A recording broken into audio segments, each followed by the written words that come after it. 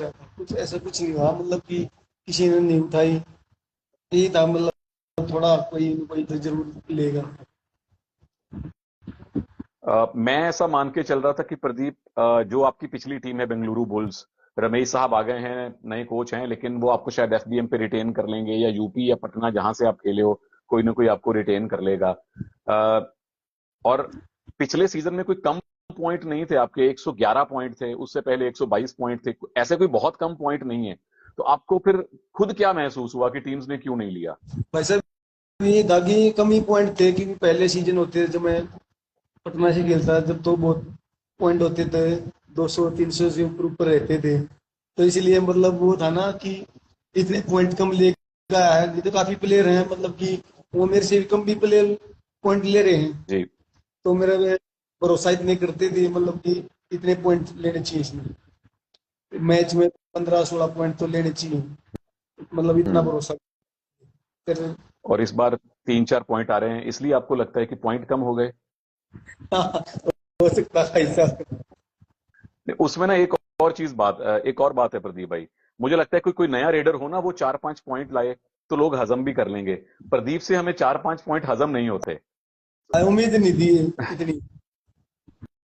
अ, दूसरी एक और बात है प्रदीप की, जैसे पहले आप हर दूसरी तीसरी रेड में डुबकियां लगा दिया करते थे, एस्केप कर दिया करते थे, वो स्किल भी थोड़े कम देखने को मिले। क्या जो उम्र के साथ साथ स्किल कम हो जाते हैं? जो स्किल भी हो जाती है थोड़ा बहुत सा, और ये भी हो जाता कि मतलब कि सभी प्लेयरों ने, मतलब खिलाड़ियों ने पता हो जाता कि मतलब डुबकी लगाएगा। जी। तो ये भी थोड़ा होता है, उसी पे ध्यान रखते हैं। तो आपको लगता है कि दूसरी टीम का डिफेंस अब आपके खिलाफ ज्यादा अच्छी तैयारी कर रहा था, इसलिए पॉइंट नहीं आ तैयारी रहे तो, थे? देखो भाई साहब, तैयारी तो सभी करके आते हैं, मतलब कोई भी टीम के साथ मैच हो उसकी पहले तैयारी कर लेते हैं। तो वीडियो सेशन अ, होता हो। जी।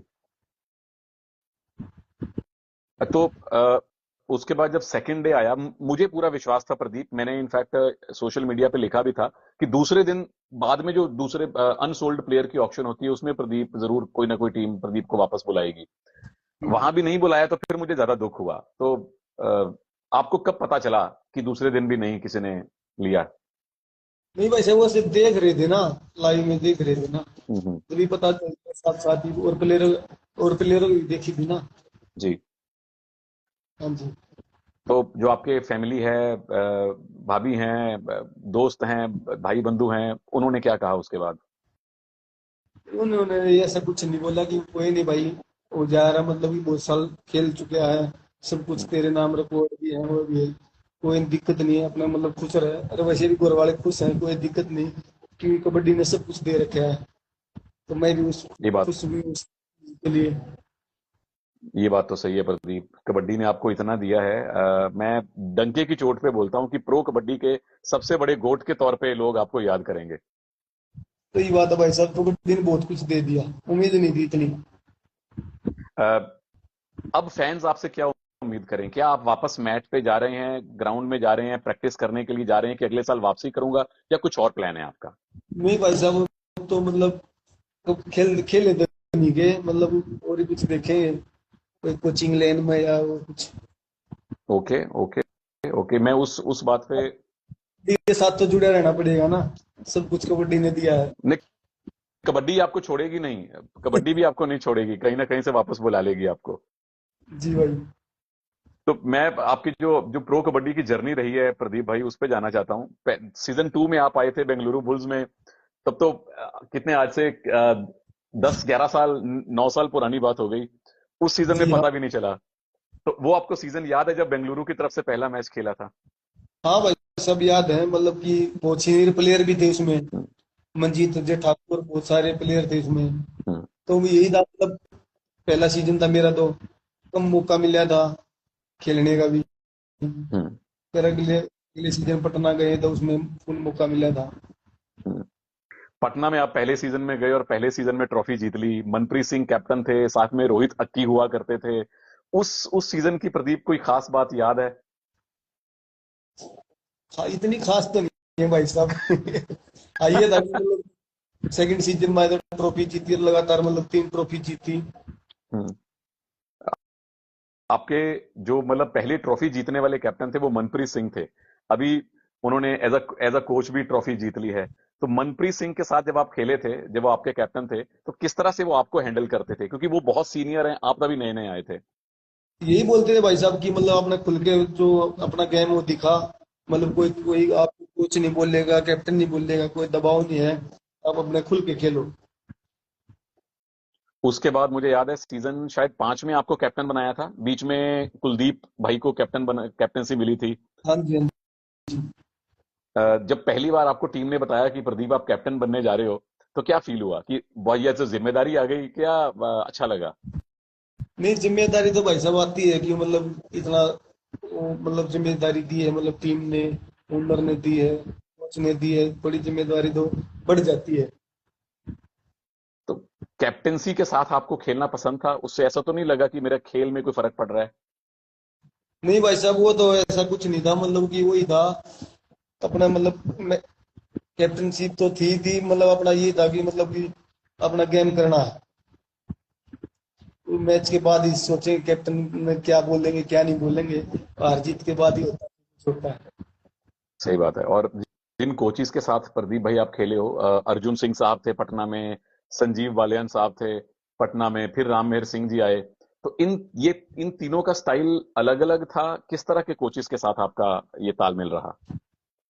बस तीनों कोचों के साथ बढ़िया रहा वैसे तो भाई साहब, हम्म। मतलब ये नहीं था कि मतलब आज तो किसी ने परेशान नहीं करे, मतलब यही बोलते थे कि हाँ भाई अपना जो गेम है वो गेम कर, और हम आगे आप देख लेंगे।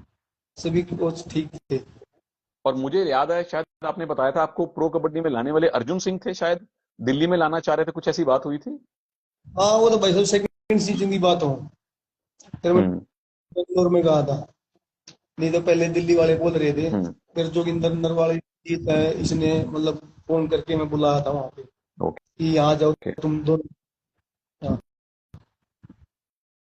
उसके बाद एक जो जोड़ी बड़ी फेमस हुई प्रदीप, पटना पायरेट्स में आपकी और राम मेहर साहब की। 4-5 सीजन, 3-4 सीजन आप लोग इकट्ठे खेले।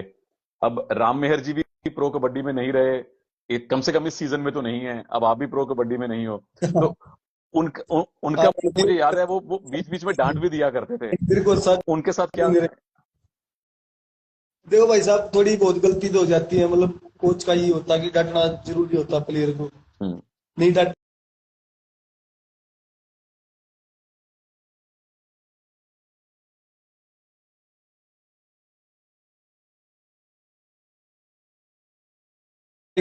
क्या कर देंगे प्लेयर,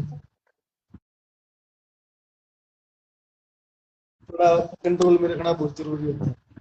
हम्म। तो राम मेहर जी की डांट भी वो पिता की तरह थी, है ना, बड़े भाई की तरह। जी जी। उस उसके बाद प्रदीप पहली बार जब आप ऑक्शन में आए थे, जब पटना से रिलीज हुए थे आप, यूपी ने आपको अच्छी अमाउंट पे लिया था, तो उससे पहले आप अपनी टीम के स्ट्राइक रेडर थे, पटना पायरेट्स के नंबर 1 रेडर आप थे। जब आप यूपी में आए तो सुरेंद्र गिल एस्टेब्लिश प्लेयर थे, तो आप 2 स्ट्राइक रेडर हो गए, तो वहां एडजस्ट करने में कोई दिक्कत तो नहीं हुई? नहीं दिक्कत नहीं भाई साहब, वो होता था कि मतलब कि एक प्लेयर मैं नहीं चल रहा था, सुरेंद्र गिल चल जाए, सुरेंद्र गिल नहीं चल रहा था मैं चल जाऊं, ये था मतलब अच्छी बात थी, कोई ना कोई तो टीम के लिए अच्छा कर रहा है। वैसे फैंस कह रहे थे कि हम प्रदीप को पटना के अलावा किसी और टीम में देख नहीं सकते, मजा नहीं आ रहा देखने में। क्योंकि भाई साहब वहाँ इसलिए बोल रहे हैं कि अच्छा वहाँ अच्छा करता था, हम्म। कई खेल चुका हूँ, ट्रॉफी भी मिली है वहाँ। मतलब क्या प्लेयर का टीम बदलने से फर्क पड़ सकता है? पहले परफॉर्मेंस कुछ और, नई टीम में कुछ और। ये तो भाई साहब थोड़ा बहुत तो हो ही जाता है कि मतलब कि नए प्लेयर आते हैं उस टीम में। नहीं तो हम पटना में देखते ही काफी प्लेयर मतलब एक साथ ही रहते थे, कई सीजन साथ में खेलते थे। और इस बार जो लास्ट सीजन आप खेले, वो आपकी पहली टीम और आपकी लास्ट टीम एक ही थी, बेंगलुरु बुल्स, रणधीर सिंह शेरावत साहब। और मुझे याद है वही शेरावत साहब ने, वही मुझे शुरू में याद भी है वही कोच, वही कोच थे। और पिछले सीजन की ऑक्शन के बाद उन्होंने कहा था रणधीर सिंह जी ने कि प्रदीप के अंदर बहुत सारी कबड्डी अभी बाकी है, ये प्रदीप 150-200 पॉइंट लेगा। तो अंदर से कहीं वो टीस रह गई कि यार मैं कुछ और खेलूं, या आपको लगता है कि यार मैंने बहुत कबड्डी खेल ली है?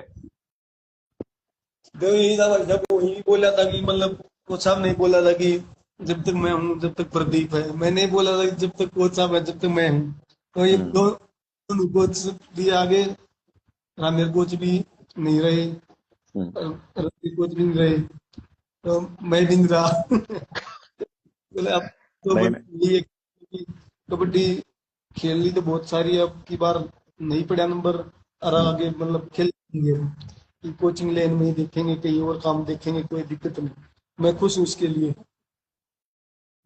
ये बहुत आपने बड़े दिल वाली बात की है प्रदीप की। अ, मतलब हम क्या आपके फैंस ये मान के चलें कि प्रदीप नरवाल की एक तरह से रिटायरमेंट है कबड्डी एज अ प्लेयर? जी भाई साहब, अब तो रिटायरमेंट ही ले ली भाई। मैं तो पहले ही बोल रहा था भाई साहब, लीग में ही बोल रहा था, मैं पहले ओके। पहले मना कर दिया था। रणधीर कोच साहब ने मना कर दिया था, अभी मत ले। और भी मतलब स्टार वाले से बात हुई थी, उन्होंने भी मना कर दिया अभी मत लेना, इसलिए मतलब मैं रुक गया था। ओके, तो इस आप इस इंटरव्यू के जरिए, इस लाइव के जरिए, क्या आपके फैंस मान लें कि अब प्रदीप नरवाल ने एज अ प्लेयर रिटायरमेंट ले लिया है? देखो वैसे तो मानना पड़ेगा, इतने अच्छे फैन हैं, कोई दिक्कत नहीं। कोई नहीं, कबड्डी के साथ जुड़े रहेंगे, कोई दिक्कत नहीं। हम आपको दूर जाने भी नहीं देंगे, आप कबड्डी आपको दूर जाने भी नहीं देगी प्रदीप, जितना मैं प्यार आपको। जाऊंगी, क्योंकि कबड्डी ने आप सब भी नहीं जाओगे? बाहर थोड़ी जाएंगे। जी। तो एक बात, मतलब मैं खुद भी सोच रहा था जब ऑक्शन होती है आपके, ठीक है, पटना वाले पॉइंट नहीं आ रहे, 300 350, पर 100 से ऊपर पॉइंट लगातार आ रहे हैं। कुछ प्लेयर ऐसे भी हैं जो 100 150 पॉइंट लाते हैं, उनको फिर भी काफी पैसा मिल रहा है, और आपको किसी ने लिया तक नहीं है। तो थोड़ा ये खराब नहीं सब लगता? कोई ना, वो तो किस्मत की बात होती है भाई साहब। ये भी खैर बड़े दिल की बात है, उन प्लेयर्स की अपनी किस्मत है, आपकी अपनी किस्मत है। मैंने एक और बात कही थी प्रदीप अपने यूट्यूब पिछले वाले वीडियो में, कि पटना या यूपी को चाहिए कि प्रदीप को अपना मेंटोर या कोच या आइकॉन बना के अपने साथ बिठाएं। आपको किस चीज में इंटरेस्ट आएगा, हमारे साथ कमेंट्री करने में या प्लेयरों के साथ कोचिंग वगैरह करने में? सब कमेंट्री तो नहीं हो पाएगी। टीम के साथ जुड़ने में अच्छा है।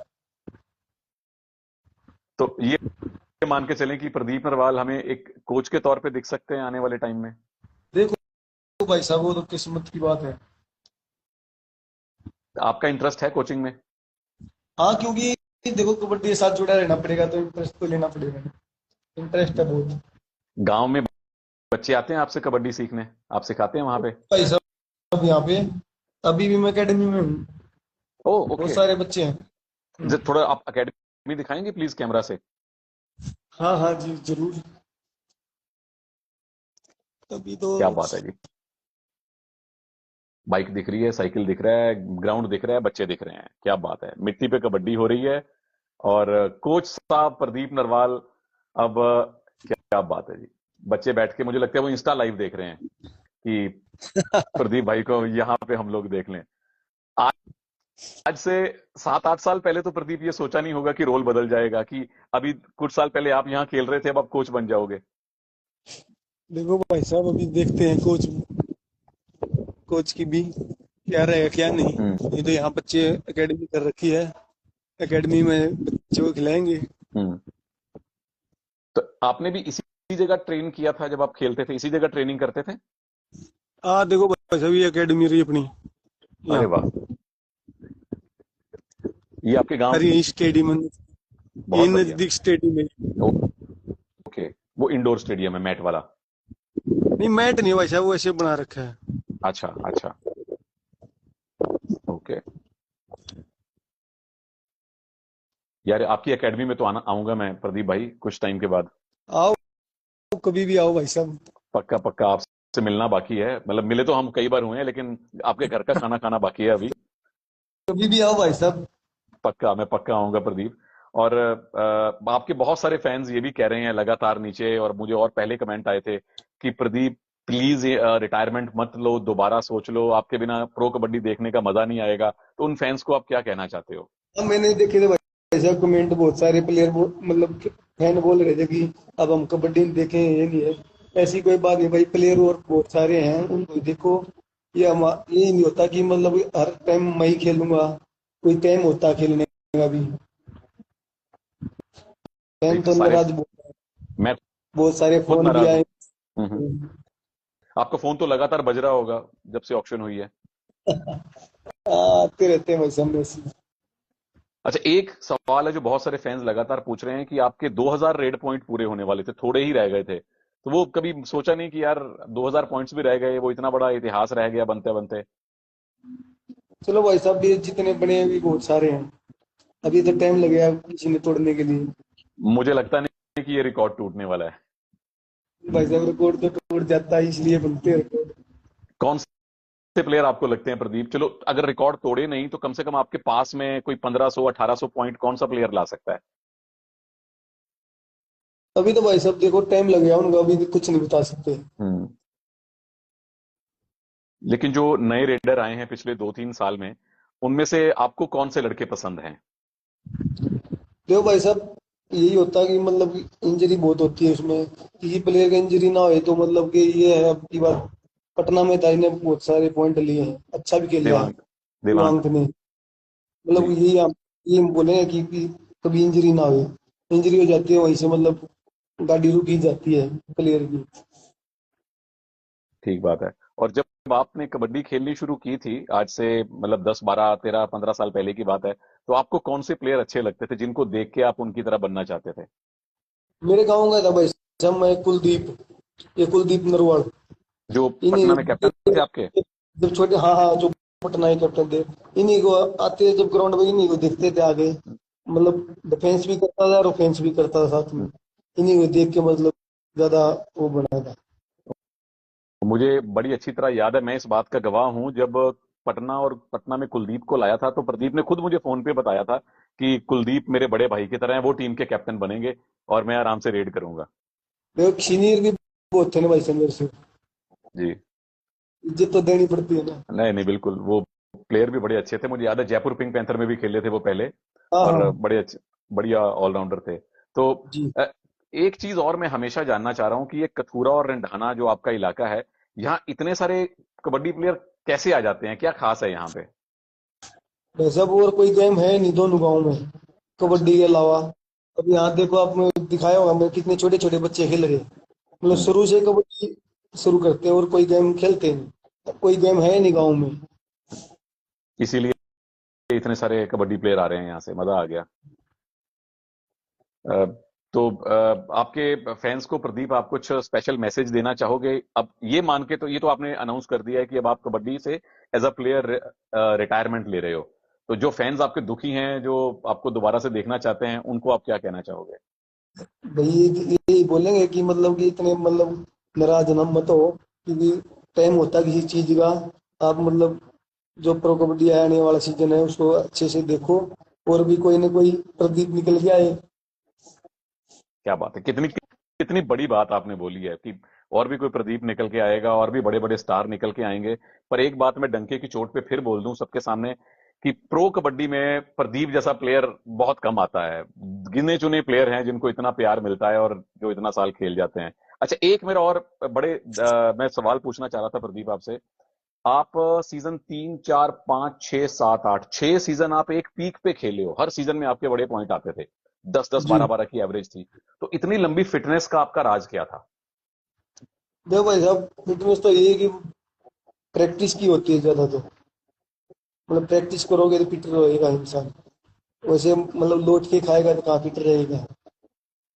मैं तो मानता हूँ कि प्रैक्टिस ही करनी चाहिए जो भी अपने कोई भी गेम हो, प्रैक्टिस को मिस मत करो।